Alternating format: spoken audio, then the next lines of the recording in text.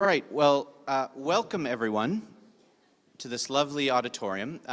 Someone, just in talking, mentioned that they missed the old place where we used to have these talks, which was in Wordsworth College, since this is a jointly sponsored event, and we have a very nice hall in Wordsworth College. And fortunately, it's out of commission at the moment. It will be replaced in the future by two stunningly beautiful versions of that one hall. There'll actually be two spaces like that in a newly reconfigured Wordsworth College. The essence of the college will stay the same, but that area that we once housed our talks in will now become part of a larger structure. So we're here today in a beautiful building and venue here on the campus at the University of Toronto, here at Hart House. And quite appropriately, it's the debates room, and I think this talk, I hope, will generate debate and discussion afterwards. So before I do get started, I want to acknowledge two things. One, there's a group of people, probably as large as this group here,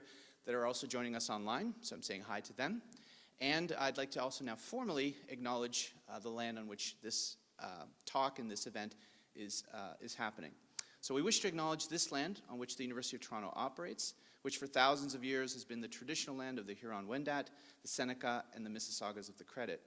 Today, this meeting place is still the home to many Indigenous people from across Turtle Island, and we are grateful to have this opportunity to work on this land. And as I've been reminded in other events too, it's often important to note the land and space we're in, like the features and the beauty. And I just want to note something that has been done here at the University of Toronto, I think, to respect that land, and that is this beautiful space that just faces us has been kind of reclaimed for pedestrians, students, staff, and that, I think by next spring, will look like a beautiful addition to our natural environment. There won't be any cars circling around anymore, just people enjoying the space. Cars can still park, okay, underneath, but that's another story. So, just so you know what the order of events is for today, we will have our talk. We also are going to have an award ceremony. The Sefton-Williams Lecture, which started as the Sefton Lecture, named after Larry Sefton, who was president of District 6, USW, evolved to include Lynn Williams, who was president of the Steelworkers, and was also Canadian. Both Larry and Lynn Williams were Canadians. The Sefton-Williams Lecture has been a feature, a cornerstone of the Center for Industrial Relations and its partnership with Wordsworth College. This talk comes in a long line of distinguished speakers. I would like to direct people who are interested in seeing past events and talks. We have a great archive of them on our library.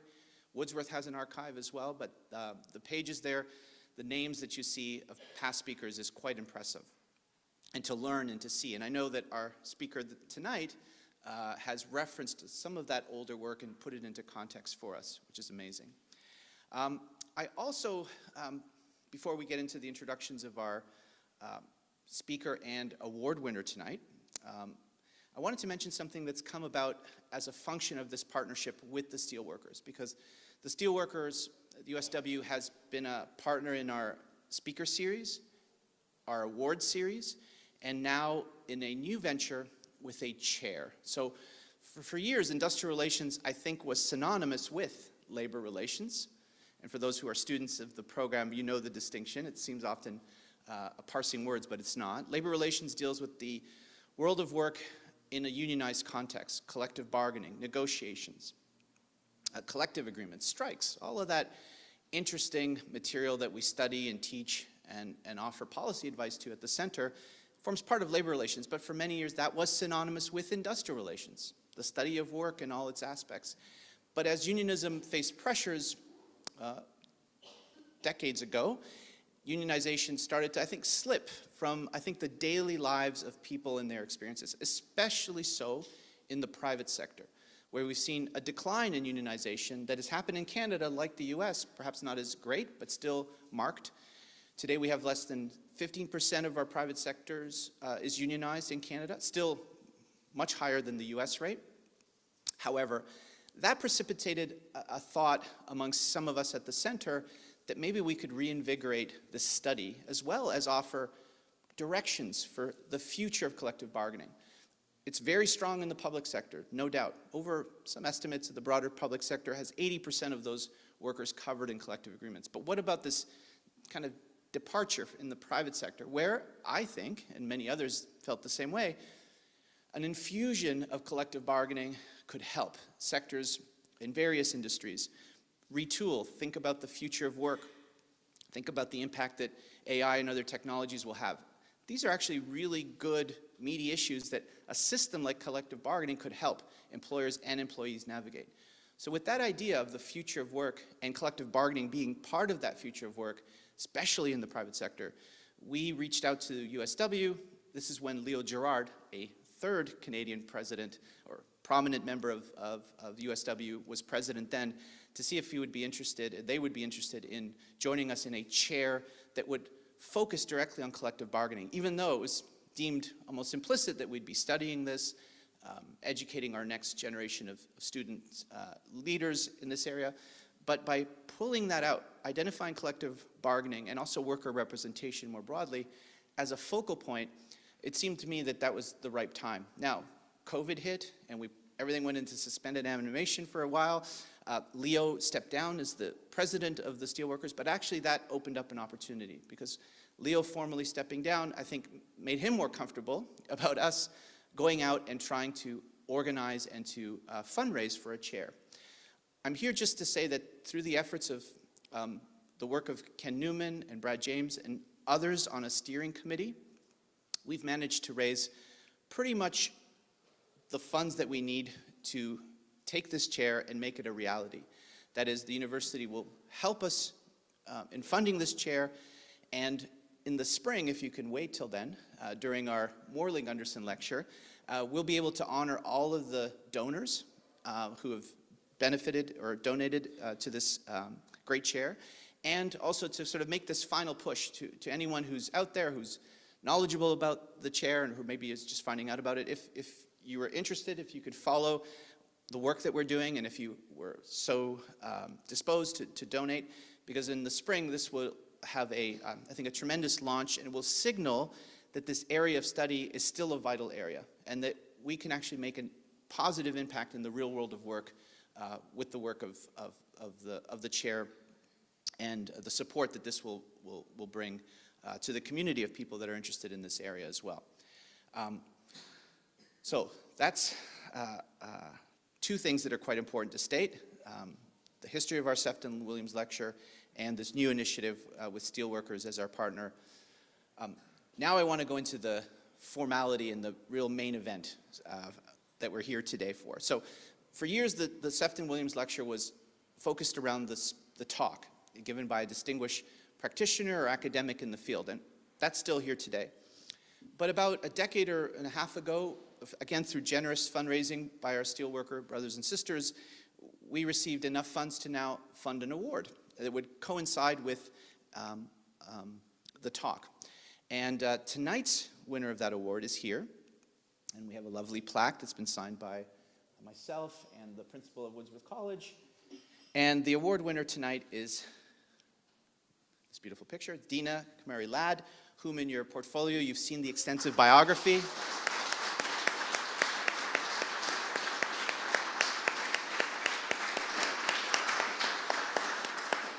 In 1 second, I'm going to invite Deena to come up here and say a few words and present her with the award, and probably a photograph will be taken. Deena's bio speaks for itself. I'll just speak personally about a few issues that she has led as being the executive director at the Workers' Action Center. I know she may not remember this, but maybe over a decade ago, we were on a panel together at what is now TMU University. And we were talking about the challenges facing low-wage workers, and we were talking about strategies, and we bandied about ideas.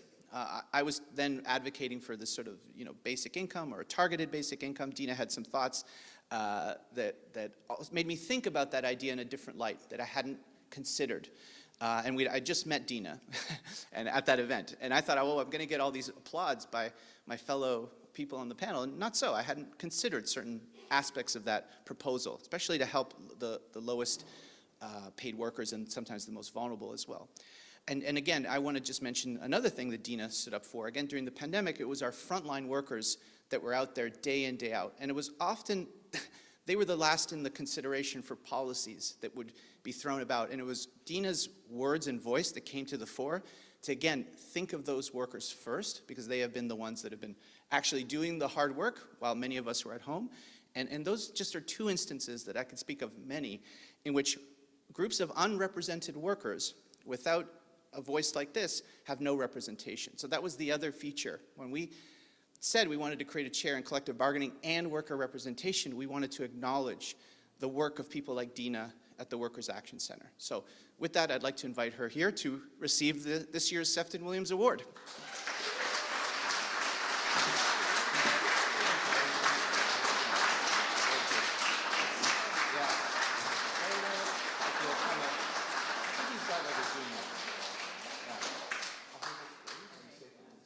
Let me just... Oh, Denise needs a photo. Absolutely. She doesn't have the Zoom lens. She doesn't have the Zoom lens. No, no. But it goes right to digital. Yes? Thanks, Denise. I think I've lowered it. You can adjust. Okay, yeah, no. I'm slightly shorter than you. That's very sweet. Thank you, Raphael. And thank you so much for this award. I really appreciate it.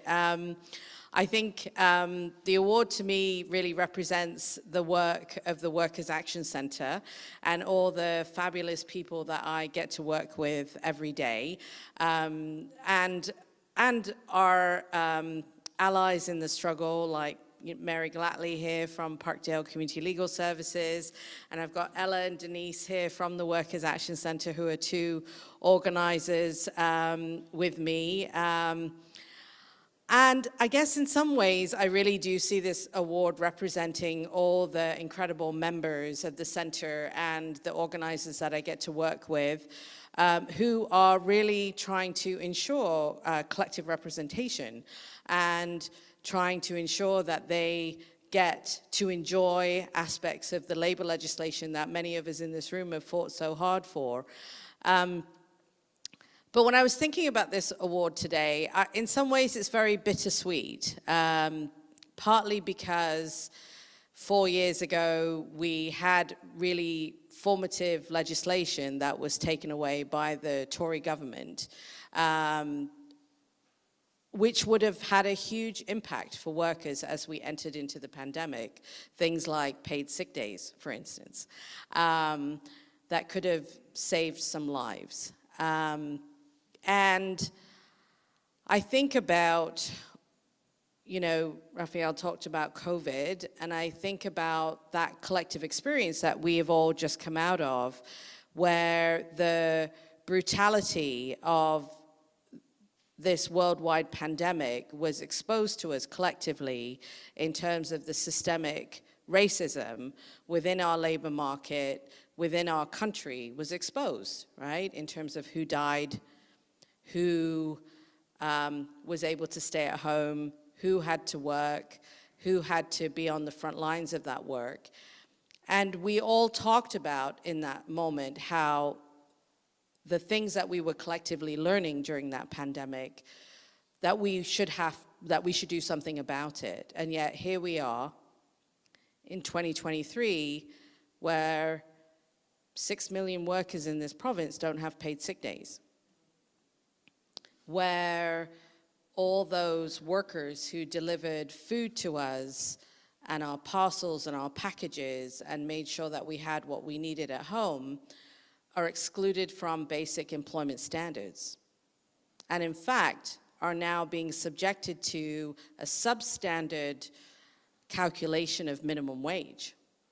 So even that fundamental issue of how you get a minimum wage is now being challenged, and our basic floor is not a floor. It is completely deteriorated. So it's bittersweet. It's bittersweet, this award is, because really all of our efforts to improve labor relations for workers who are in these fundamental backbone economy jobs, that long-term care, cleaning, manufacturing, agriculture, restaurant work, all of those fundamental jobs that kept us all able to stay at home, those workers have less protection than they had 4 years ago. So that, to me, says something about where we're at. And I think the last thing I'll say in closing is that centers like ours are fundamental. They matter because they are about opening up the process for workers, especially migrant workers, undocumented, workers in precarious work, workers who are doing all of those jobs. We provide a vehicle by which people can get involved in the labor movement and to be involved in the collective bargaining, collective labor relations process, right? Where they can speak out about what is going to fundamentally make a difference in their lives in terms of keeping them safe so that they get to go home at night and not die, right? And not be injured. And they get to be with their kids and family just like what we would like for ourselves. And so what I would say to those of you who are watching this or who are in this room, support the center, support centers like ours, like the Workers' Action Center, fund us. Make sure that we're not struggling to pay the rent and pay our bills. Make sure that people who are not allowed to unionize because they work through a temp agency, they're working through a labor leaser, a subcontractor, because they're undocumented, because they are working in small workplaces. Those places are not getting unionized, my friends. That's who we deal with. Every day on our phone line, hundreds of workers call our phone line because they're not even getting paid their basic wages. And if we want those workers who are becoming the majority to be involved in this process of pushing for labor relations, of pushing for better standards, of pushing for better working conditions, of being part of the labor movement, then we need to understand the role of centers like ours that ours play.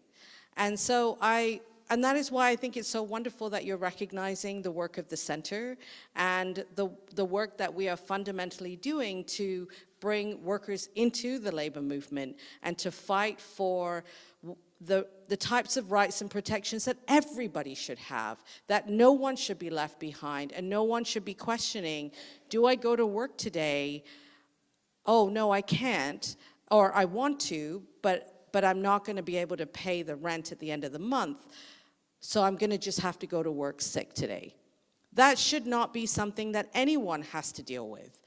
And so that is what this award means to me. It's about supporting all of those workers in our communities to have the fundamental rights that all of us would want for ourselves, for our families, for our kids when they go to work, to be safe, and to be able to get paid for our labor. So thank you so much. Thank you very much.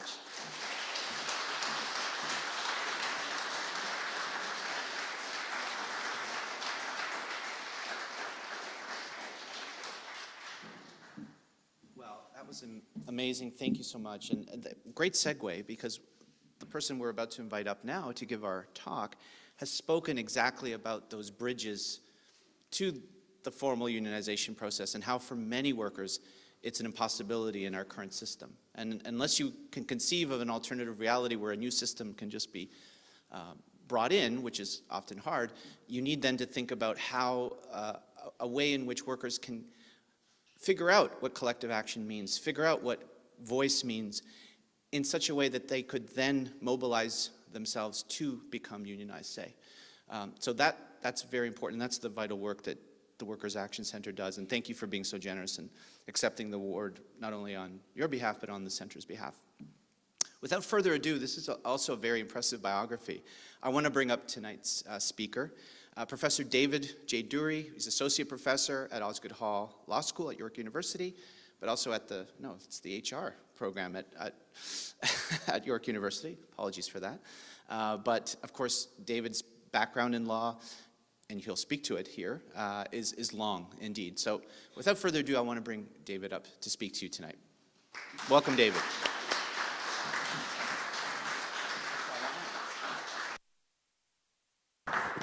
Am I on? All right. Well, it's a great honor for me to be here today. Great honor to be here on the night that Deena is getting her award.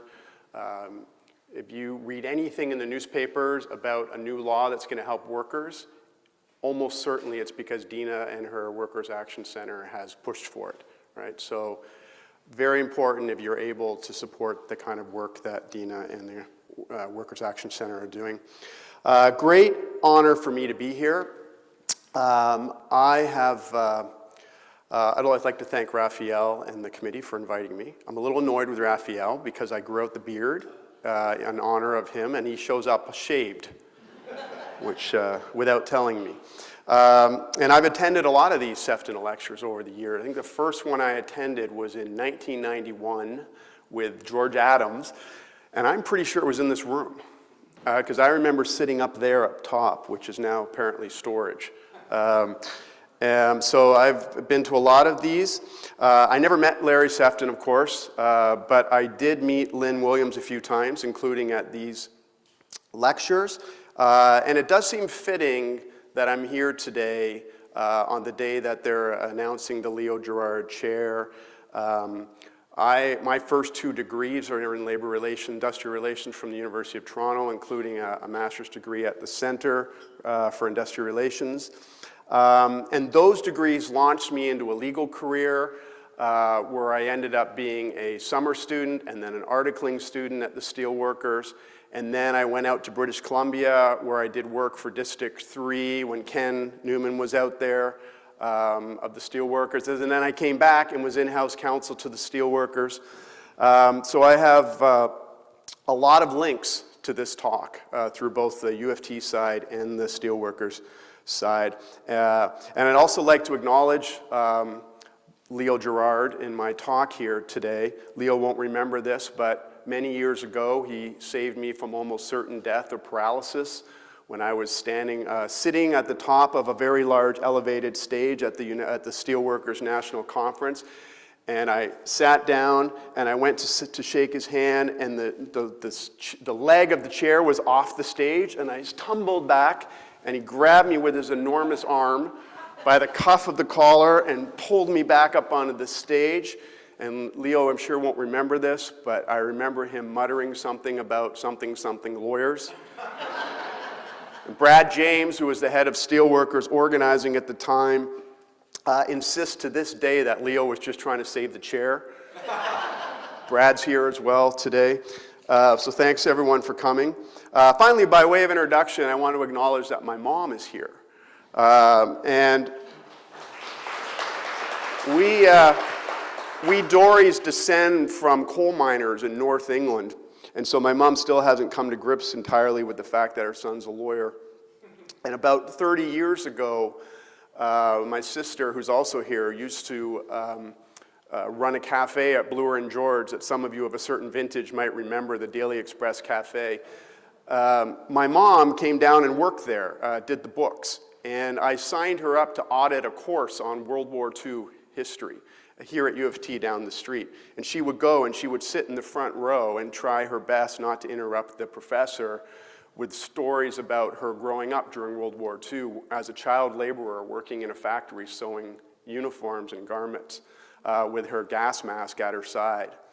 And then actually, my first experience in employment law involved my mom when her longtime employer, Eaton's, fired her a few months before her scheduled retirement to save a few bucks on her pension. And we sued the bastards and won. And that kind of set off my career in labor and employment law from that point on. So my mom's turning 95 in a few months from now. So great to have you here, Mom. My topic, I got to get up to speed here. My topic today is about labor law reform, which admittedly is not the sexiest of topics, but I do think it's a really important topic for some of the reasons that Raphael pointed out. We know that collective bargaining is a bellwether for all sorts of important social, political, economic factors in society. We know that countries with low levels of collective bargaining also have the highest levels of income inequality, for example. We know that unions and collective bargaining help to lower income inequality for the obvious reason that they bargain higher wages, they take money from the top, from the executives, and they bring it down to the workers. And so it's not surprising to find that there's a correlationship between collective bargaining levels and income inequality.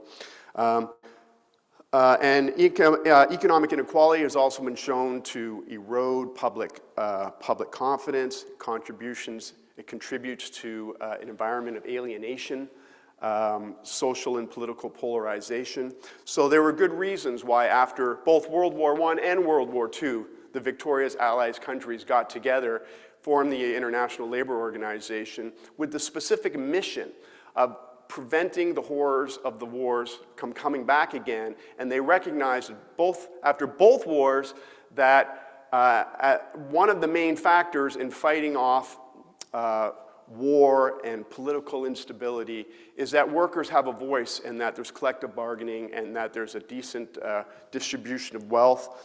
And so collective bargaining and freedom of association was put front and center as a way to prevent war and political instability. And so we're now finding ourselves in a period of growing income inequality again, of political alienation, division. We're seeing the signs of rise of authoritarianism again. And you might think that the lessons of history that governments realized before that we need to, in order to fight off political alienation, is to have a system where workers have a voice and control and some say over the important things, decisions in their lives. You might think that we would be pushing for more collective bargaining, but in fact, if anything, it's the opposite. But I'm not here to talk today about, the subject of my talk is not a defense of collective bargaining. Lots of people like Raphael and others much smarter than me have done that. What I need to do is talk today about labor law reform. And I'm going to ask you to accept as a thesis today that our governments wanted to increase the reach of collective bargaining. In other words, I want you to accept, to believe, imagine that our governments looked out at what's happening today and said, you know what, maybe we should remember the lessons of history and maybe we should try and create more collective bargaining instead of less.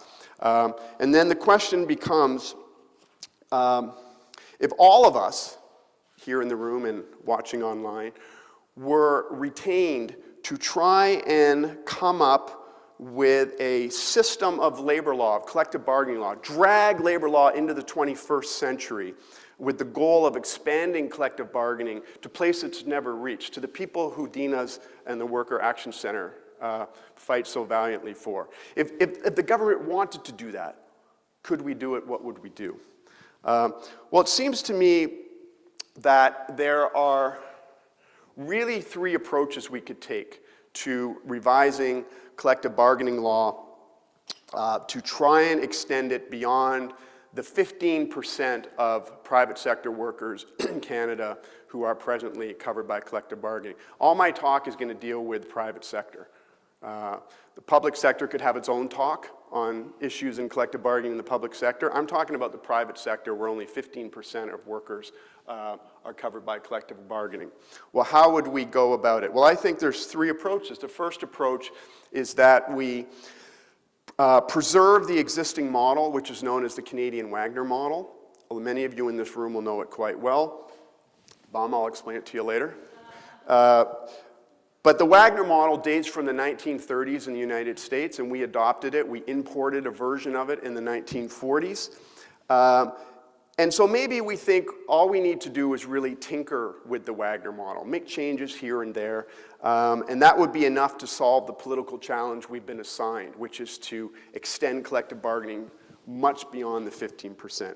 We can call that the reform approach. Okay? The second approach is to design a fundamentally different model, something to entirely replace the Wagner model that we've used for the last 80 years. Okay? Maybe our government believes that a model designed in the 1930s is no longer fit for purpose in the 21st century, and we should just shelve it completely, get rid of our 1930s era relic, and replace it with something entirely different. And we could call that the replacement approach. Okay?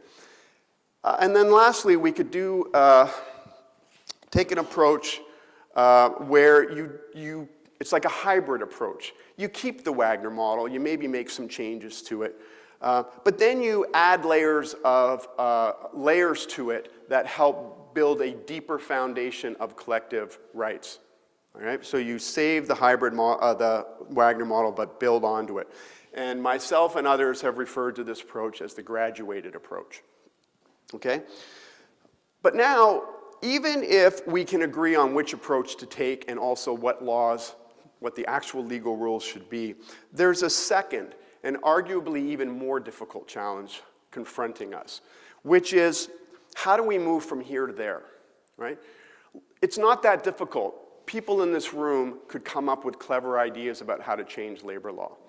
The real challenge is if our goal is to change labor law so as to vastly extend the reach from 15% to 80%, like they have in some European countries, right? How are we going to make that change in this political climate? And I want to talk about both issues in my talk today.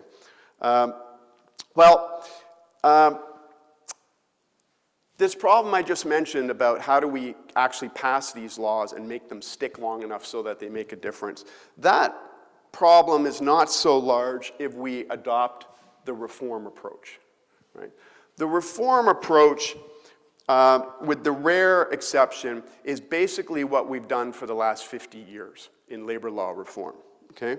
There's a well-worn set of reforms that have been regurgitated for decades and decades and decades, which I refer to as the standard reform playbook.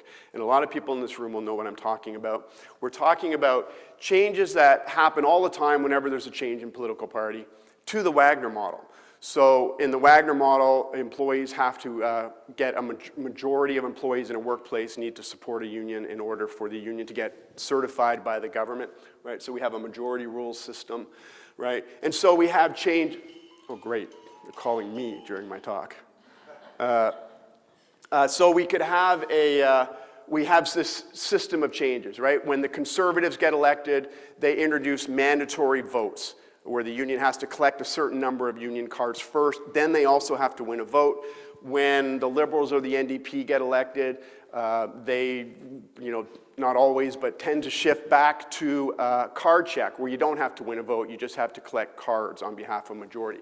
We know statistically that unions win more often under the card check system than the vote system.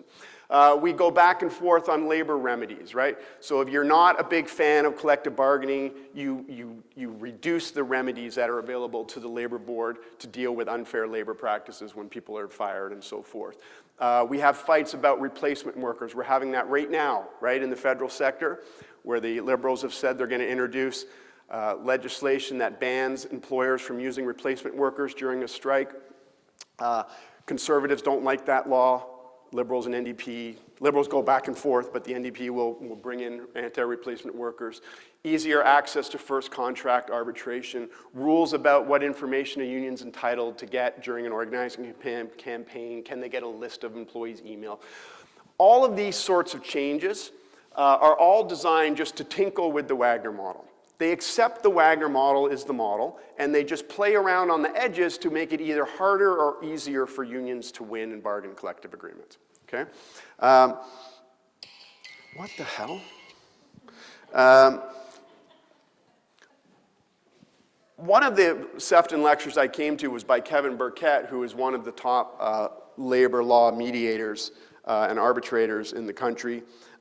And he identified the early 1990s as the moment where labor law became highly politicized, where everything went off the rails, where from that moment on, what happens is every time the conservatives win, the business community expects them to change the Wagner model in ways that favor employers. And every time the NDP or the Liberals win, the labor movement expects them to change the Wagner model back to the way that it supported them. And so we get this pendulum effect, okay, back and forth and back and forth.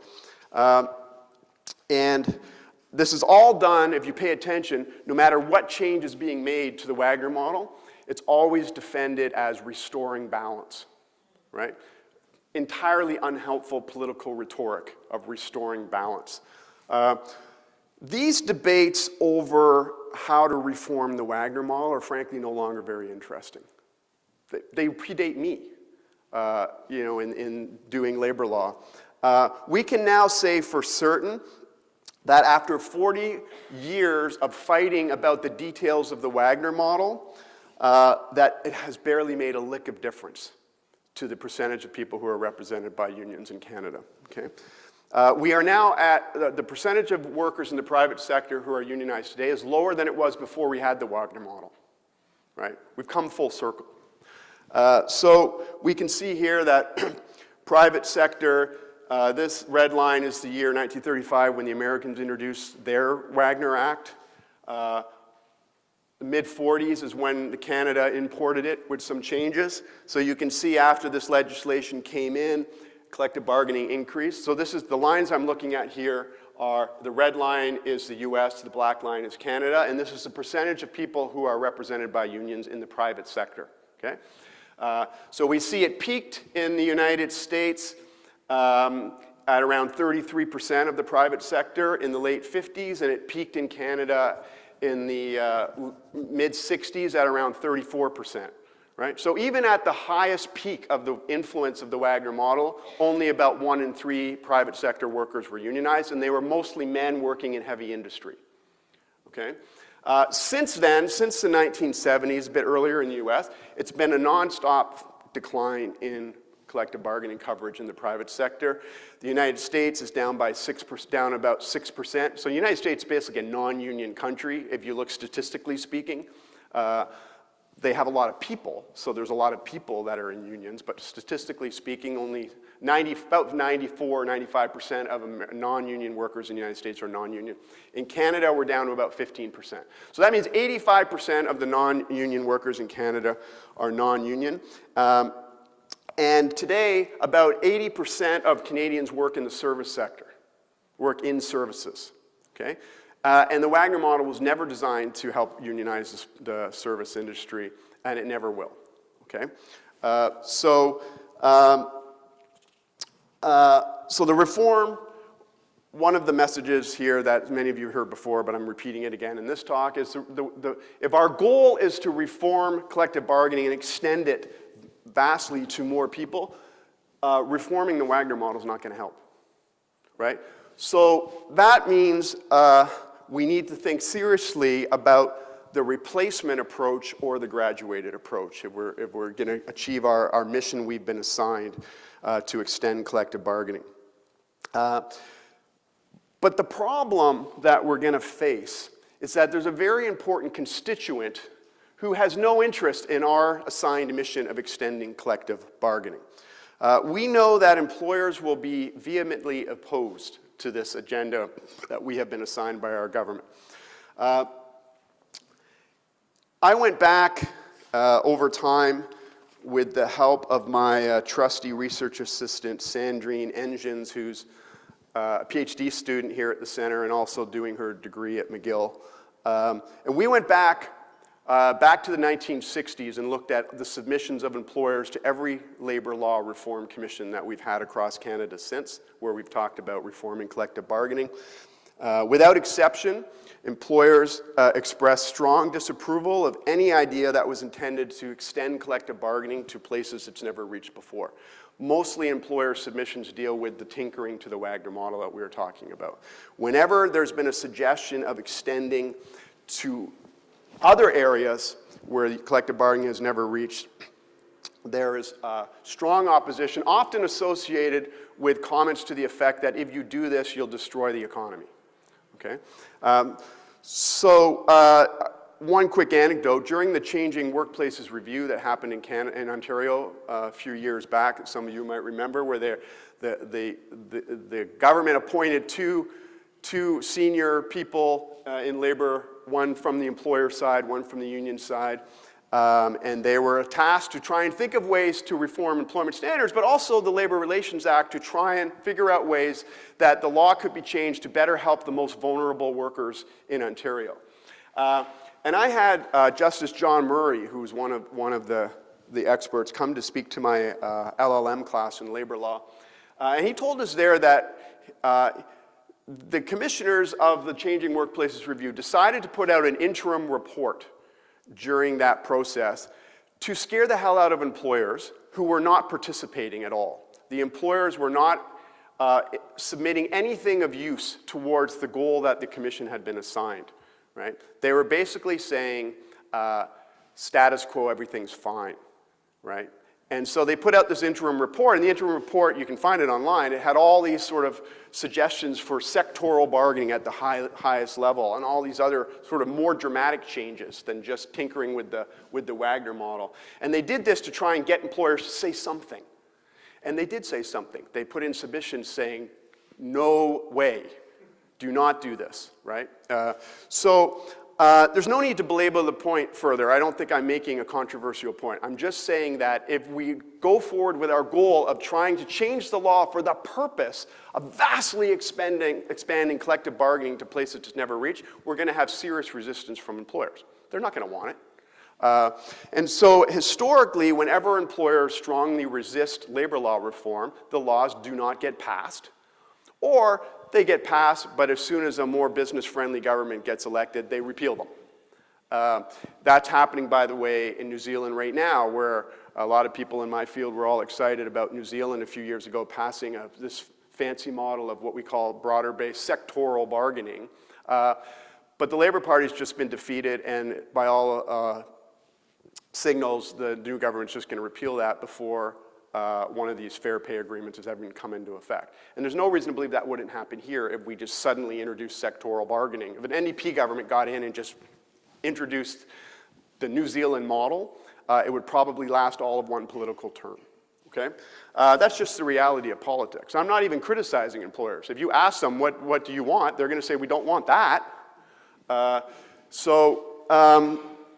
Which brings me back to my original question. If the future of collective bargaining depends on Canadian governments moving off the Wagner model and adopting something more dramatic that will reach people that's never reached before, how are we going to get those laws in against the strong opposition of the employer constituents? And so now I want to come to the second part of the title of my talk, which was the idea of labor law. And I've been thinking a lot about the idea of sort of transformative labor law reform in the last few years because I have two projects that I've been involved with. The first was a multi-year project out of Harvard Law School that was called Clean Slate for Worker Power. And the second one is a public policy paper that I was asked to write for a think tank here in Canada called the Institute for Research on Public Policy on the future of collective bargaining law. And I want to talk a little bit about the different approaches in those two studies. The Harvard Clean Slate project brought together academics and practitioners and activists and union people, brought them down to Boston. And the idea there was, how can we reform American labor law to build more collective bargaining and more worker power in the United States? But importantly, there was a proviso, we were all told at the beginning. So my task on this was very small. I was the Canadian representative on the International Advisory Committee. And we were told, everyone that came were told, look, making significant labor law reform in the United States is virtually impossible because of political divisions. There hasn't been significant labor law reform in the US in 70 years. Okay? So in order to move the project along, we were told to forget about political pragmatism because that's a conversation ender. Right? Don't worry about whether a government would actually pass that law because then we're just dead. We're wasting our time. So we were all told, forget about political pragmatism. The question was, if you could do anything to rebuild worker power and collective bargaining in the United States, what would you do? If you started from a clean slate, you didn't even have a Wagner model, you could do anything, what would you do? Okay? Well, once we got rid of that concern about what could actually pass, the Clean Slate was able to put together this broad swath of proposals. And I won't go through all of them, there's some there, but they had some changes to the Wagner model that mostly just brought it more in line with the Canadian model, adopt card check instead of votes, move things quicker, and so get rid of, in the United States, they can permanently replace strikers. In Canada, strikers get their jobs back at the end of the strike, so they say, well, we need that. So there were some reforms to the Wagner model, but basically they adopted the graduated approach that I talked about, fix the Wagner model a little bit, but don't depend upon the Wagner model because it's not going to save you. They introduced all these other graduated levels, okay? So they had, every workplace would have a workplace monitor who gets trained on employment standards, for example, right? They get time off, they get training by the government. Their job is to monitor employment standards in the workplace. If any three workers in a workplace want a works council, you get a works council. And the employer would then have to sit down and bargain, not bargain, but consult and engage in discussions about work-related issues. They introduced a system of minority bargaining. So under the Wagner model, usually the employer doesn't have to bargain with a union unless a majority of workers want it and the union's been certified by the government. They said if at least 25% of employees want some sort of bargaining, they get a minority union bargaining where the employer has a duty to bargain with the minority union, okay?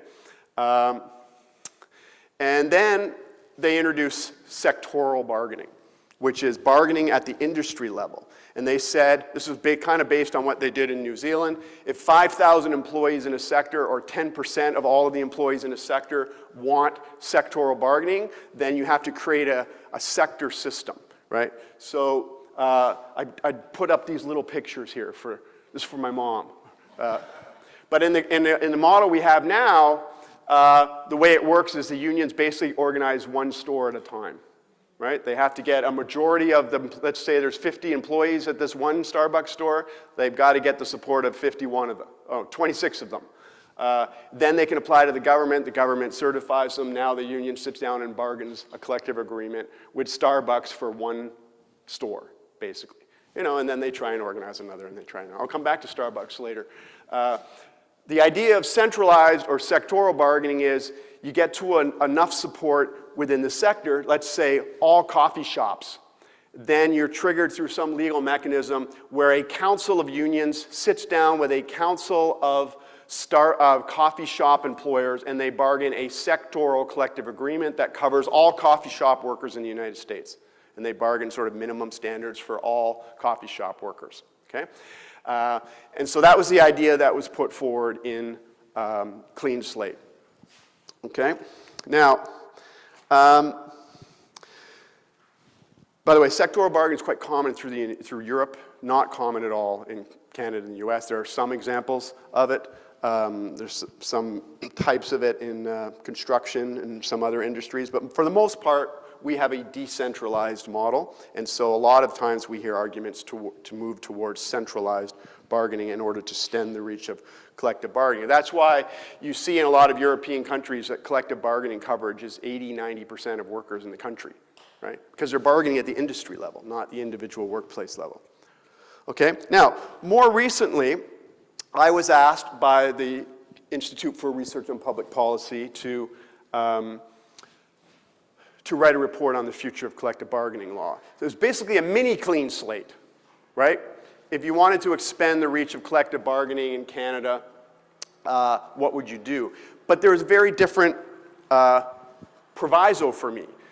Unlike Clean Slate, where they were told to forget about pragmatism, I was told specifically, only put forward policies that we can actually take to ministries of labor for a serious discussion that have some chance of being enacted.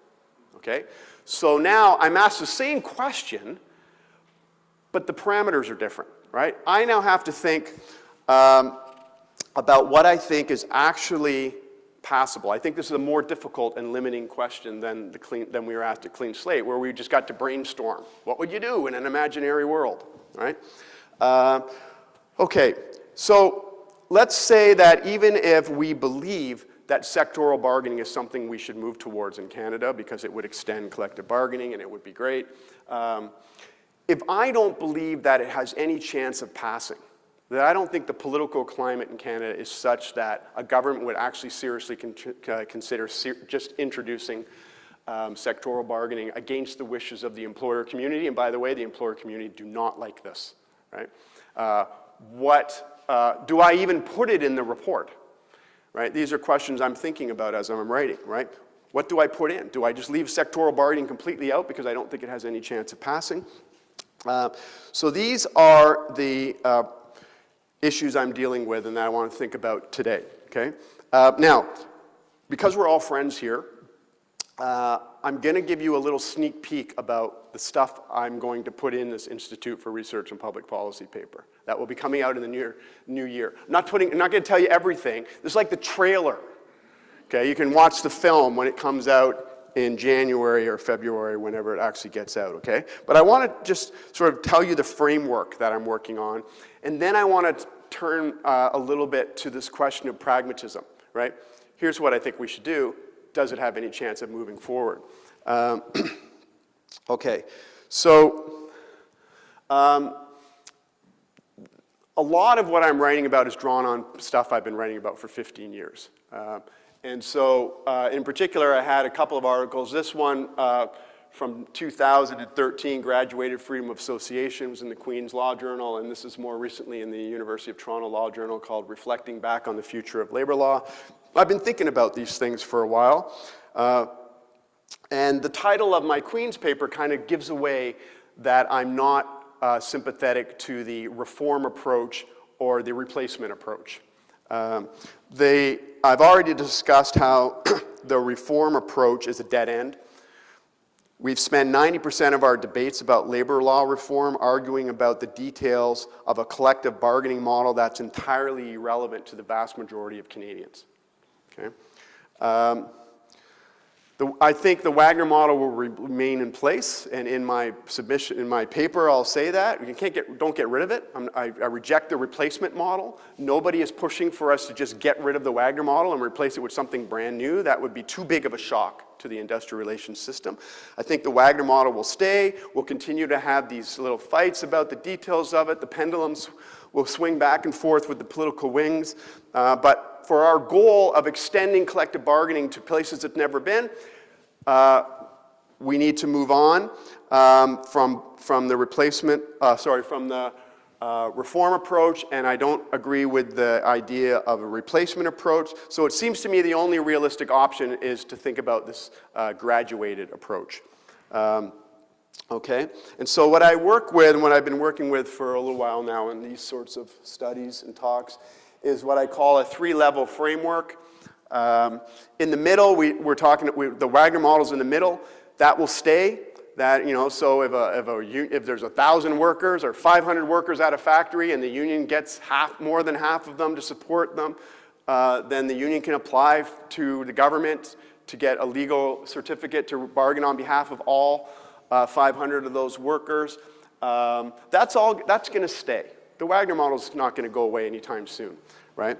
But what I think we need to really be thinking about conceptually in terms of how to move forward on labor law for the 21st century is ideas about descending down from the idea of majority exclusive unions in the Wagner model, and then the idea of moving up above the workplace level, and that's where you get into sectoral bargaining and so forth.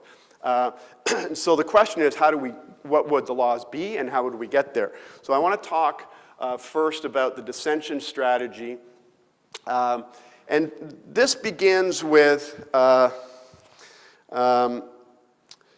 idea that I first developed in the Graduated Freedom of Association paper from about a decade ago. I argued then that labor law should at the very least protect those rights and freedoms that are guaranteed by the Charter of Rights and Freedoms. Right? That at the very least, all workers should have the legal protections to exercise constitutionally protected rights. I didn't think that was a real radical proposal, but it does have some serious implications. Okay? Now, at the time, in 2013, did I put this here? No. Hold on a second. No, never mind. Don't jump ahead. Oh, yeah, here it is. I already had it. 2013, when I wrote that initially, the Supreme Court of Canada had said that freedom of association includes the right to form and join a union without reprisals, and it included a right to make collective representations to your employer through a group and not suffer reprisals. And also the employer had to engage in a meaningful dialogue with you about your collective proposals. In 2013, the freedom of association in the Charter did not protect a right to strike, but in 2015, the court said it did, right? So now, applying my thesis that I wrote about 10 years ago, in order for the law to protect the exercise of basic constitutional rights and freedoms of all workers, we would now need a system of laws that protects the right of workers to come together, to make collective representations to their employer without being disciplined, the employer having an obligation to deal with those, to respond and engage in a discussion, and also all workers would have to have some sort of right to strike. Now, in terms of the first area of reform in this strategy of dissension that sort of puts into place that theory I was talking about, we need to understand a subtle change our government made back in the 1940s when we imported the Wagner model. The core of the American Wagner model is the right to self-organization and to engage in concerted activities for mutual benefit and aid. And that still appears in Section 7 of the American Wagner model, which is the National Labor Relations Act. And so over time, the NLRB in the US and the courts have flushed out what the right to engage in concerted activities means, and it includes the right to speak to your coworkers about your pay and your working conditions. It includes the right to collectively go up to your employer and make suggestions or make complaints. It allows workers, it protects workers' right to go protest. So all of those big national protests we've seen for the fight for 15 minimum wage and for fast food workers, almost all of those workers are, by the way, non-union because the right to concerted activity in the United States also protects the right to strike of both union and non-union workers. There's no distinction between unionized and non-unionized workers. So the NLRA, the American Wagner model, protects a broad right of employees to associate and to act collectively for the purposes of trying to improve their working conditions. Now, the enforcement of these rights is terrible, but that's a whole other question. On paper, the American law protects a broad right to associate. Now, Canadian governments could have simply adopted the American language of concerted activities, but we didn't do that. In the 1940s, instead of just putting into the Canadian Wagner model that all workers have a right to self-organization and to engage in concerted activities, our governments replaced that with a much narrower right to engage in trade union activities. And nobody much noticed this subtle change. I went back and looked at the earliest Canadian labor law textbooks where they were explaining the difference between the Canadian and the American models. None of them point out that there's a difference in language here. The difference between the right to act collectively in the US and the right to engage in trade union activities in Canada. Nobody noticed it because frankly at the time nobody thought workers would act collectively except through a trade union. The problem is in the United States where 95% of private sector workers are non-union and in Canada where 85% of them are non-union, the ability to act as a group with or without the help of a trade union becomes more important, right? And so I believe that a statutory right to associate, we can call it a right to associate, we can call it a right to engage in concerted activities like the Americans do. The point is we need a statutory right to associate where workers can come together to try and improve their working conditions and not get fired for it. I have a couple of cases I used to demonstrate this point.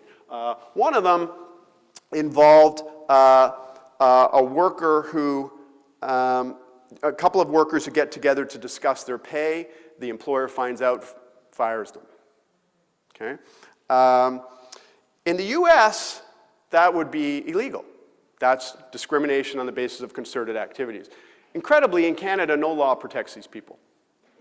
Right? You don't have a right to speak to your coworkers about your wages in Canada because we don't have a right to communicate. We don't have a right to act collectively. In another case, a group of non-union workers joined together and they approached the employer, picked a spokesperson to approach the employer and to talk about some problems they had with working conditions. The employer fired the spokesperson. The next day, the other workers stood up in front of the building and went on a one-day protest strike, trying to get the employer to bring the person back. The employer fired all of them, right? Now again, in the United States, no question this is illegal discrimination on the basis of concerted activities. In Canada, those workers are only protected if they can fit themselves into this narrow trade union activities parameter, right? Which I don't think they can. We're still waiting for a test case, but I don't think they can. I think our laws, our labor relations legislation in Canada would actually be better named, like Saskatchewan used to name it, the Trade Union Act, because our laws just deal with one type of association, trade unionism, right? It doesn't deal with other ways that employees associate with one another. And I think that's going to have to change, and I think that a right to concerted activities is coming to Canada. Now, the question then becomes, going back to our challenge, why would a government introduce that? Because employers won't want it. I can guarantee you employers won't want it, right? So we have to start thinking about it. Now, I actually think with this one, the right to engage in concerted activities, there's a good chance that it might come about because our Charter of Rights and Freedoms already requires it. And I'm imagining, I know there's some Goldblatt people, lawyers who are way smarter than me on constitutional litigation in the room, but it's always struck me that I've imagined the people in my example who sent in a spokesperson to talk about working conditions gets fired, and then the others go on strike to complain about the person getting fired, and they're fired. What if they go to the labor board and say they've been discriminated based on trade union activities? And the labor board only has two choices there, right? They either say, yes, that is trade union activities, even though there's no trade union in the story at all. You hadn't even thought about a trade union. Well, if that's what it is, then we've always had a right to concerted activities anyways, we just never knew it. But I don't think that's what's going to happen. More likely, I think the labor board would say, the Labor Relations Act doesn't apply here because it only protects against trade union discrimination, and you weren't in a trade union, you weren't even thinking about it. You just organically got together. Once you get a decision from the labor board that says that no law protects people for a discrimination because they're associating, I think you've got a pretty good charter argument. I don't want to get too much into legal weeds here, but you've got a pretty good charter argument that that's under-inclusive. That this is like, for some of you might know that there was a case involving agricultural workers called Dunmore, where the fact that agricultural workers were not protected by the Labor Relations Act was found to be a charter violation because then they were left with no protections at all.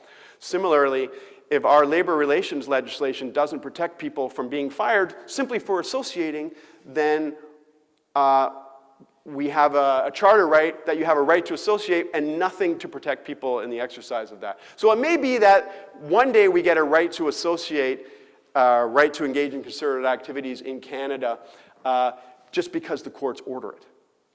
But also, I think a government could come forward. Like, for instance, if a liberal government could come forward and just introduce this, and I think they would, be able to make a pretty good public presentation of why it's needed. I think if you told people on the street, if I grabbed 100 U of T students down in the cafeteria and said, do you think your employer should be able to fire you for talking about your wages with your coworkers? I suspect almost all of them would say, no, that's stupid. That's not right. In other words, I think you could explain the importance of having a right to associate with your coworkers to the public, and they would get it. They don't even realize, most of them, that they're not already protected, right? So I think you could make a pretty good argument that there are good reasons that it would be public, good public policy reasons that people would support. Also, we're moving towards discussions about having laws that require pay transparency, right? Well, having a law that allows people to talk about their wages seems pretty consistent with that movement towards greater pay transparency. And also, it's not very radical. The United States has always had it. Like, there should be a general rule that if the United States has it, it's not a radical law, right? I'm not talking about creating this new transformative law here. It's been the law in the United States since the 1930s, at least since the 1960s when the Supreme Court of the US said, actually, all of this applies to non-union workers who just joined together, right? The point is, it's already the law in the United States, and the United States has the worst labor laws in the world, right? So, you know, it will get huge resistance from employers, but it's, you know, not that dramatic of a change. Okay, so that's one thing. But in a way, I have to say, those of you who are lawyers in the room, and even some who aren't, might be realizing that I've kind of buried the lead a bit here. Because in the United States, the right to concerted activity gives non-union workers a protected right to strike. So what I'm really saying is Canada should introduce a right to strike for non-union workers. Now that is a new thing, right? That is kind of a significant change. How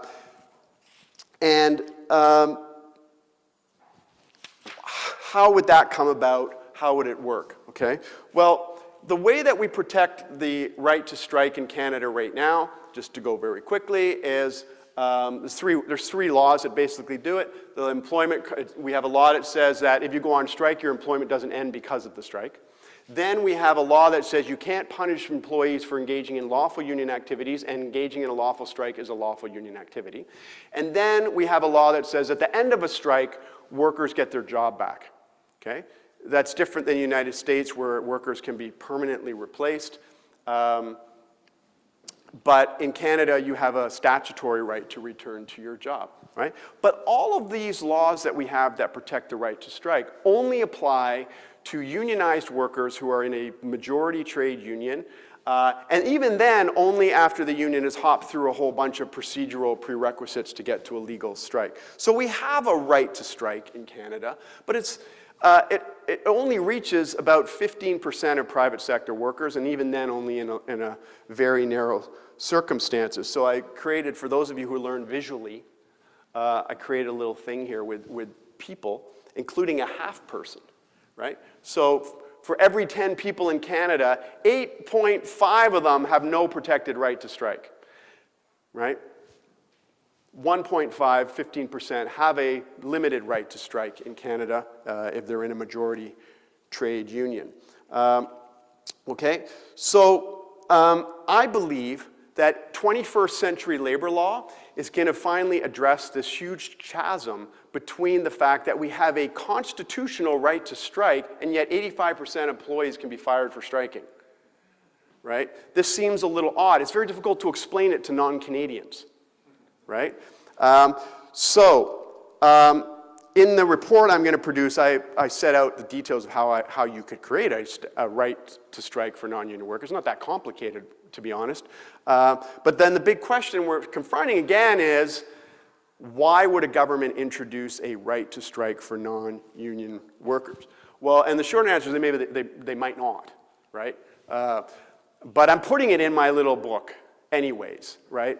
And I've said here, well, the Charter may require it, but without going down into that legal argument, Charter values certainly do, right? This is the point I'm getting at. That we've got if our Supreme Court of Canada says that the right to strike is absolutely essential to meaningful collective bargaining. Without it, there's no reason for the employer to come to the table. That's what the Supreme Court of Canada has said our Constitution protects, right? Well, if we have a constitutional right to strike and only 15% of workers can actually strike without being fired, then I would call that a hollow right to strike. So that's one. We make the argument that the law ought to protect at least the basic minimum constitutional rights that all Canadians are supposed to have, right? Secondly, Canada's an outlier in only protecting the right to strike for people who are in a majority trade union.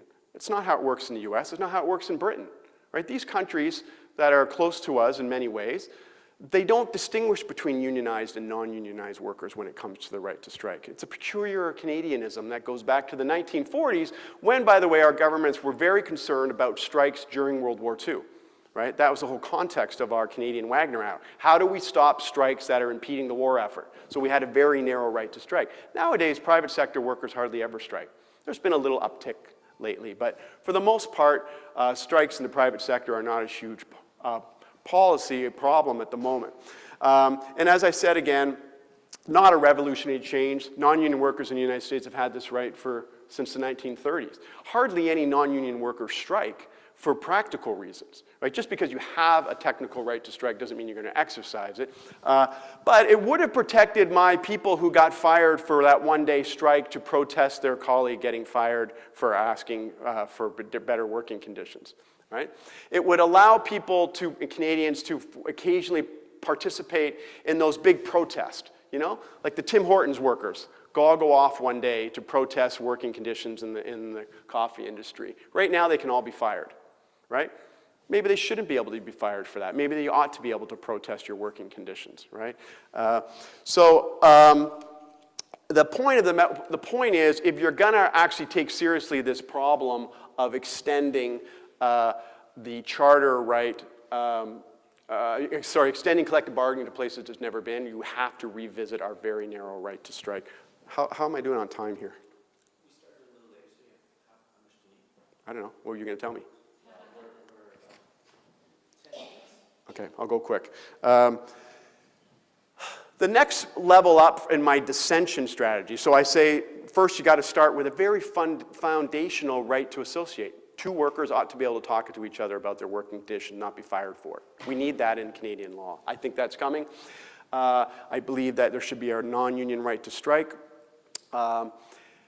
which basically just means you can't be fired for striking. There may be preconditions. Maybe, I don't know, we could fight about the details. Maybe there has to be a warning to the employer or something, but I'll talk about all that in the report. The next level up is this idea that was in Clean Slate, right? That to explain this, I'll use an example from our steelworker friends who just tried to organize a bunch of Starbucks in Lethbridge, right? So they applied to represent 7 Starbucks stores in the city of Lethbridge. And they collected membership cards, and under Alberta law, there had to be a vote, and a vote was held, and it was a tie.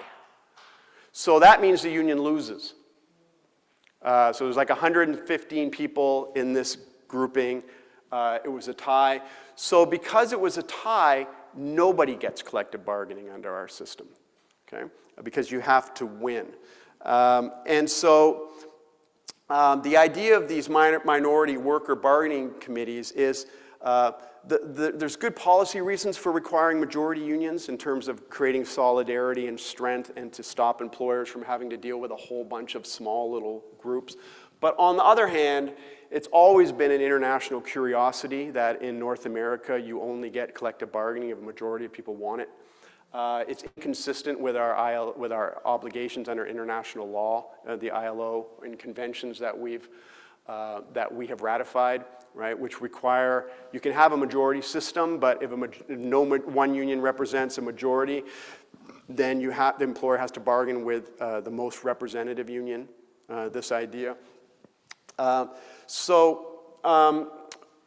I'm proposing is this idea of a worker bargaining committee, where there's 25 to 50% of support for collective bargaining that the employer has to bargain with this we'll call it a minority union or a worker bargaining committee.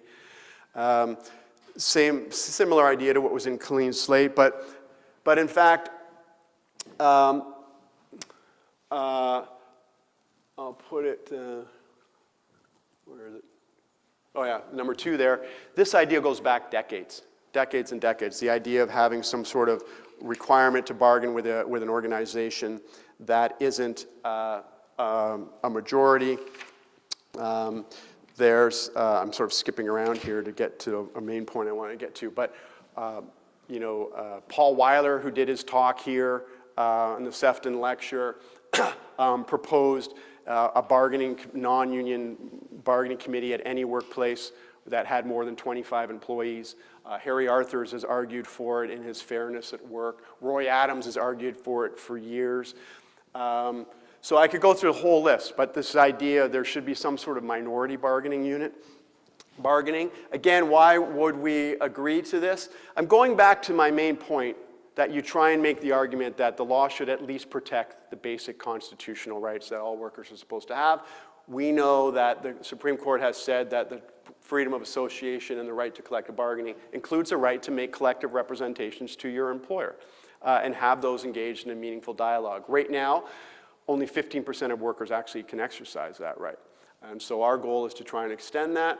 And also in Canada, we already have these sorts of things. We have had joint health and safety committees in Canada for years that are required to sit and bargain with employers about health and safety. So what we're talking about here is basically the idea of a joint health and safety committee, but you extend it to other issues, including compliance with regulatory standards and other working conditions.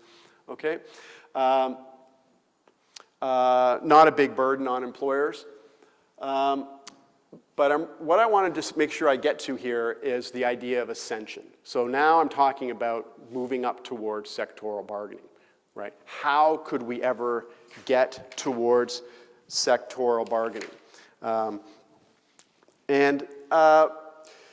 So again, I explained it briefly. The idea is like instead of organizing one individual coffee shop, we're talking about all coffee shops, right? Employers will definitely fight back about this.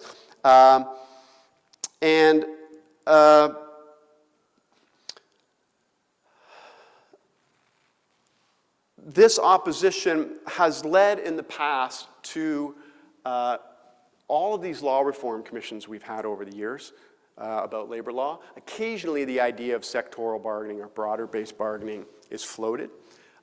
Employers always reject it, and the commissioners or experts in these task forces hardly ever propose it.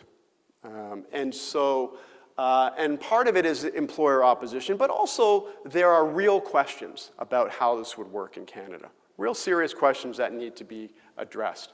And what's interesting is, if you go back and look at a lot of these labor law reforms, task force over the years that have considered sectoral bargaining, they don't go forward with it. They say, we're not recommending it. But they often say, but it's a really important idea and we should study it some more, right? We should really think about this because it's probably going to be needed in the future. Let's study it more. Let's set up another task force. Let's research it. What's interesting is it never happens, right? All of these task forces have said we should set aside, and we're not going to propose sectoral bargaining now because there's too many questions about it, but we should study it, seriously study it. We never do it, right? There has never been a task force assigned to the question of how would sectoral bargaining actually work in the Canadian system, right? Yeah, and so it won't surprise you that in my report, I'm going to suggest we do that, right? But so I'm saying let's put together a task force on sectoral bargaining. It needs a research budget. It needs specific questions. But here's the thing, and I'm winding down here, so I'm going to speed this up a bit. Even then, there's a good chance employers will just say either not participate, like they did in the Changing Workplaces Review, or they'll participate by saying absolutely not. They'll stand in the corner yelling, no! And that's not helpful. We need employers at the table here, right? It may be, for example, that sectoral bargaining, it's almost certainly true that sectoral bargaining will have significant impacts for franchises and franchisees, right? We need franchisees and franchisors at the table. We need to know what their concerns are. Maybe the proposal ends up having to suggest amendments to the Franchise Act, right? But us labor law people aren't good at that. We need to hear from them, right? So how do we get the employers to participate when they don't actually want to participate? And I've been thinking about this a lot because I had to decide, do I even put it in my proposal at all if I don't think it's going to go anywhere? And I was really struck a while back when I was doing some research on something completely different about an approach that New South Wales took in Australia when they tried to introduce some legislation for something for home workers. So they had these home workers that are sewing garments for like Nike, but they're like 8 levels down the supply chain, right? And people couldn't find them. And they're not getting paid their laws. They're not getting paid their legal entitlements. So the government said, we need a system to better police home workers and how they're paid and to make sure they're getting their legal compliance. And we're going to pass laws about this. But before they did that, they said, we're going to put together a task force, a multi-stakeholder task force, and we're going to give you time and resources and funds, and we want you to come up with your own code. And I always love this idea. And I refer to it as regulated self-regulation. Other people have other names. But the idea is you get people in a room and you say, write your own law, or we'll write it for you. And you got a year. And here's all the resources you have, and we'll do all this research. And so one way to get employers to participate in a task force about sectoral bargaining is to say to them, come to the room, we need to hear your voice, work with these other stakeholders, and I want you all to come forward with a model code of how we could have sectoral bargaining. And maybe there's some things you won't agree on. Flag those and the government will look into them, right? But come forward with draft legislation. And if you don't, we're going to legislate it ourselves. And I've been thinking about putting this in my report, regulated self-regulation. We're going to move on sectoral bargaining because we can't just keep relying on the Wagner model for the entire 21st century. But we don't want to go it alone. We want your input. Because as Burkett said in his Sefton lecture, he said, the thing about balance in labor law and fair labor law reform is not about consensus. If it was, there would never be any change. Right? You're never going to get consensus in labor law. All you're going to get, all you can do is give people a fair opportunity to participate meaningfully and listen to what they have to say in a serious way, right? And I agree with that, right? Get the employers in the room, but have them know that we're going to legislate. You can participate or not participate. And this is a tool that I'm not sure, we may have used it in Canada in some context. I have not seen it used in Canadian labor law. But this is one way to move it forward. Okay, I'm gonna wrap up.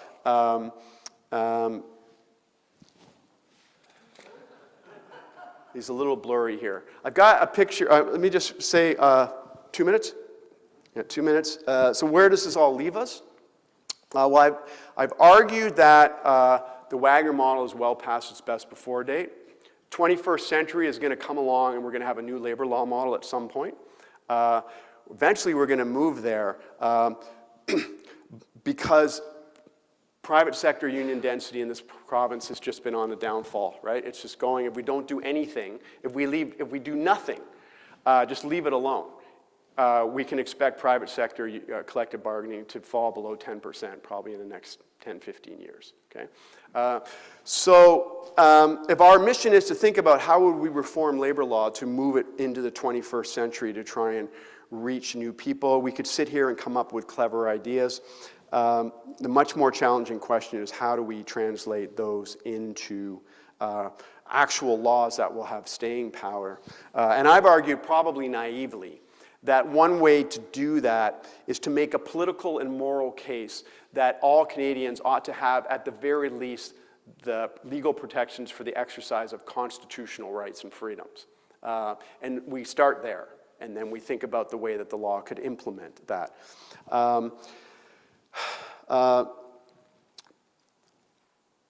It will take more courage for a government to move on sectoral bargaining, a fundamental change to the system that is not required by the Constitution. And there I've tried to argue that we need to get employers involved. That's how we have to think about how could we do that.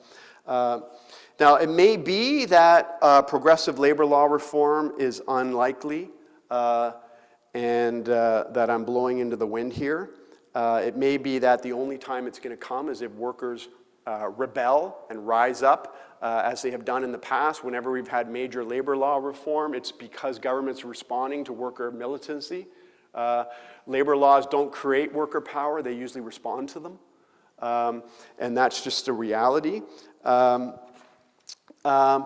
perhaps my main goal today hasn't been to persuade you of the genius of the ideas I'm talking about. Perhaps my main goal has been to sound the bell again that if we continue to spend all of our time fighting about the minutiae of the Wagner model that was designed in the 1930s while we're in a 21st century economy, one day in the near future we may look up and realize that we are teaching collective bargaining in history classes instead of labor law classes. Right? The way that we talk about master and servant law today, right, is talked about a historic relic. We may be talking about collective bargaining in the private sector as a historic relic down the road. And it reminds me of a famous exchange between Butch Cassidy and Sundance. That's why they're up here in Butch Cassidy and the Sundance Kid. Some of you have seen this. The Sundance Kid was afraid to jump into the deep rocky gorge, the water way down below, because he couldn't swim. If we are so focused on the minutiae of changing a model that is irrelevant to the vast majority of Canadians, we may miss the much bigger thing that's going on right in front of us, which is that collective bargaining is dying. And reforming the Wagner model won't help us. Let's see if this guy can play. All right? I'll jump first. No. Then you jump first. No, I said. What's the matter with you? I can't swim. Are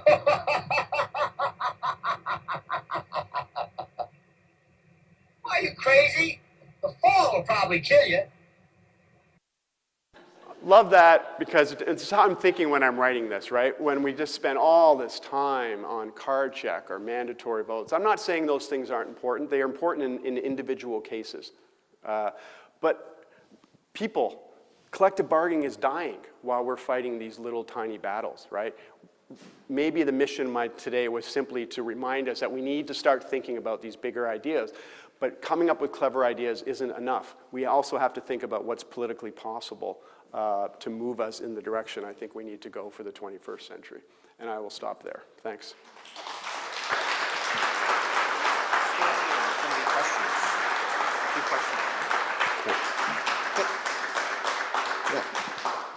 Even though he couched it as this pragmatic, view, obviously some very challenging thoughts there for us in this in the audience. So we're a bit over time, but and there's a reception, there's food and drinks. But as a tradition at the Sefton-Williams lecture, we have questions, and I see hands already popping up.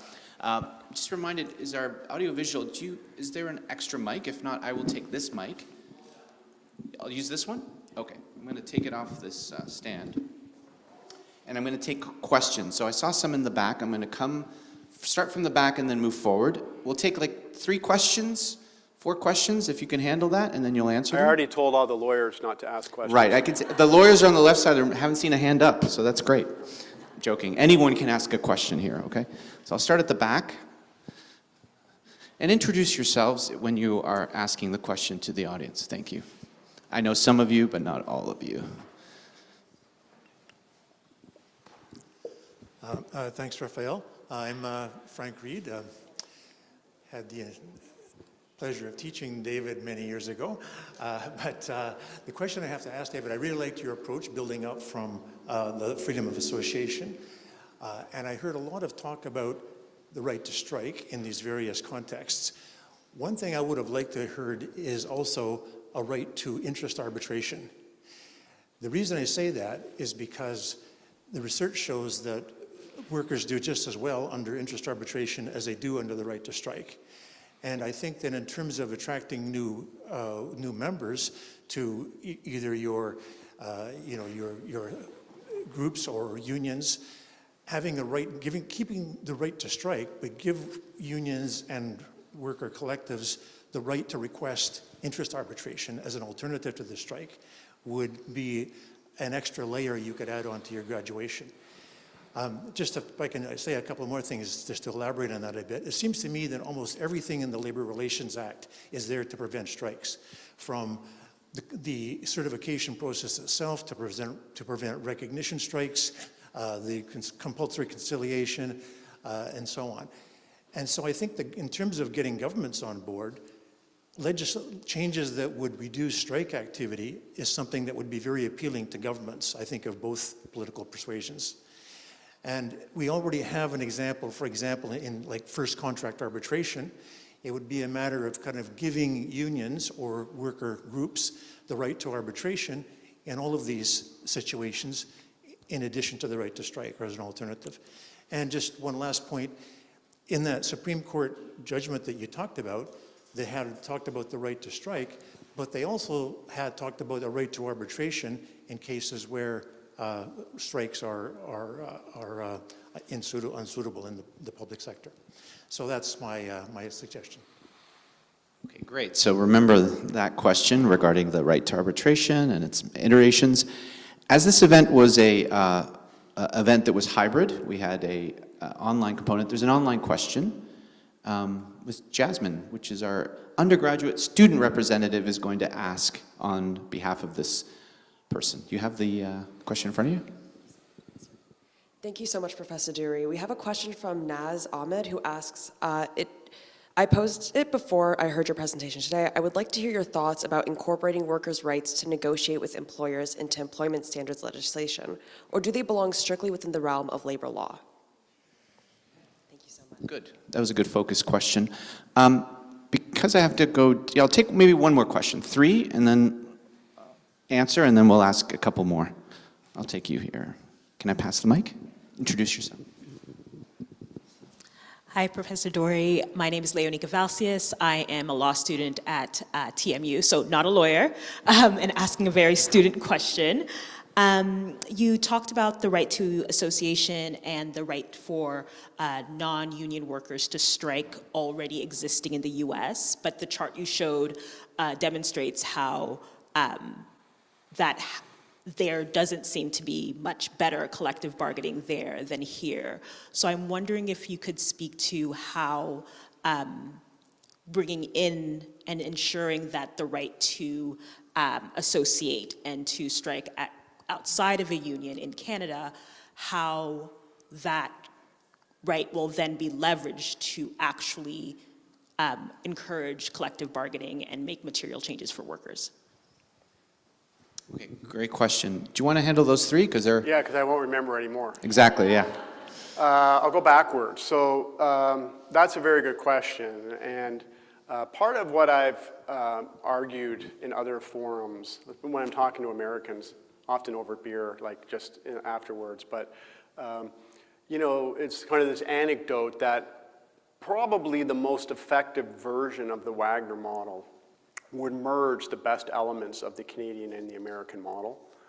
So the Americans are always focused on the best parts of our model, like the fact that you can't permanently replace workers here, right? They love that, right?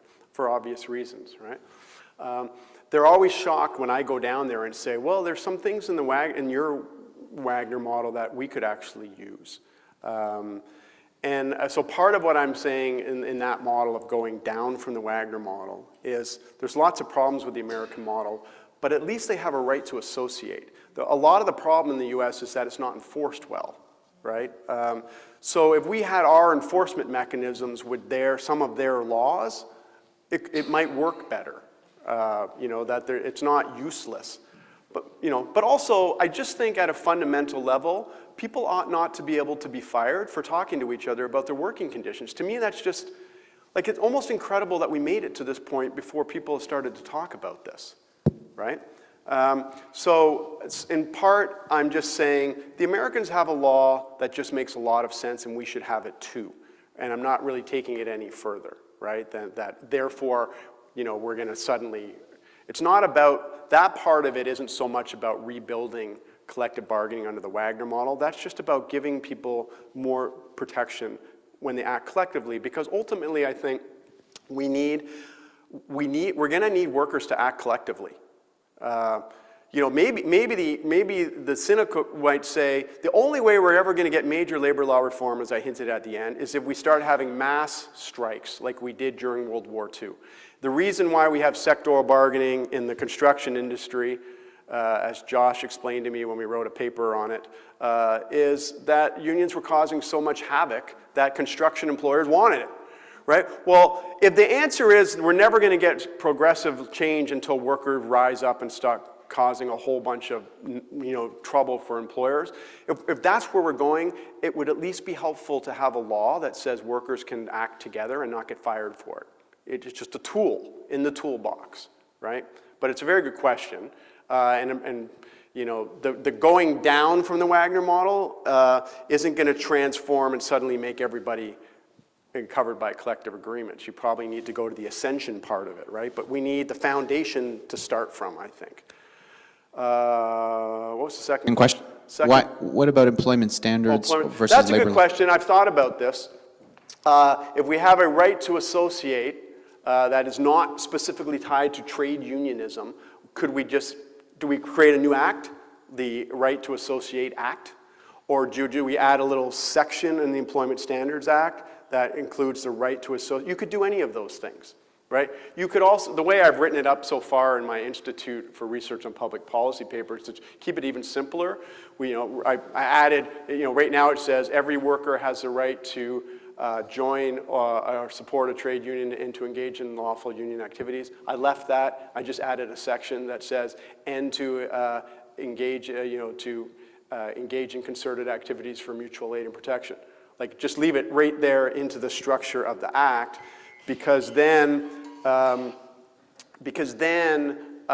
have the infrastructure already in the Labor Relations Act. Like, if you create a lawful right to associate and a lawful right to strike outside of a majority trade union, then because the Labor Relations Statute already has a whole bunch of protections for lawful activities, you're really just adding another lawful activity, and the rest of the machinery would then apply. But you could create, maybe conceptually it just makes more sense. Let's just have a right to associate act that's separate, that spells out all the rights of people who are associating outside of a majority trade union, and that would be something governments could think about, how best to do it. And then Frank, I should say, in large measure, two things really got me into this field. One is suing Eatons. But the other is, I was in commerce, and I took Frank Reed's industrial relations course 100 years ago and loved it and switched my degree into industrial relations and never looked back. So Frank threw three questions at me, and they mostly are about why not interest arbitration in this model. And I think, so a lot of what you, or at least part of what you were talking about, would be in the reform approach, which is you're talking about maybe strengthening access to interest arbitration within the Wagner model, so for majority trade unions. And I don't talk a lot about reforming the Wagner model because I'm not that interested in it, frankly. Everything's been said. I do talk a little bit about reforming the Wagner model in my report, like some things we could do that we haven't done before to maybe stop some of the stupid fights. But mostly I'm not dealing with the Wagner model at all. So then the question becomes, well, why not just have a right to interest arbitration for non-union workers? And probably my answer to that is I don't think that would fly at all. Like, I just don't think, you're right in that governments love to stop strikes. But right now they're stopping all the strikes by having no right to strike at all. So to say I want to introduce, so maybe what you're saying is instead of a right to strike, why not just any group of workers can just ask for the ability to go to interest arbitration. And I just don't think, going to the part of my problem that I have to come forward with pragmatic policies, I just don't think employers would go for that at all. That, that every group of workers can just say, I don't like my terms and conditions of employment, therefore I want to go to interest arbitration. I guess I would have to think about it. I just can't really see how that would work. And I'm not aware of any other country that has a system like that. Usually interest arbitration is what happens if you're not allowed to strike because you're essential, or there's been a breakdown in bargaining and the parties agree that they won't strike. But to just create it as a right that everyone is entitled to, I think would take me a bit of time to get my head around that. as to how it would work. I just don't think employers would go for it at all. Because right now they can just set the terms themselves, right? So anyways, I'll think more about that, Frank. I know I promised a few more questions, but I'm also mindful of the workers who are waiting in our gallery grill to serve us food and drinks, and we've asked them to stay late. So I think with those great questions and those excellent answers, we can draw the official portion of tonight's evening to a close. We can thank our winner, Deena Ladd, our speaker, David Doorey. Wonderful event. And I want to thank also the staff that made this possible. They're sitting at the back, or were. Andreas, Joanna, Barbara, Carolyn, who behind the scenes put together this beautiful event, this beautiful program, and invited all of you here.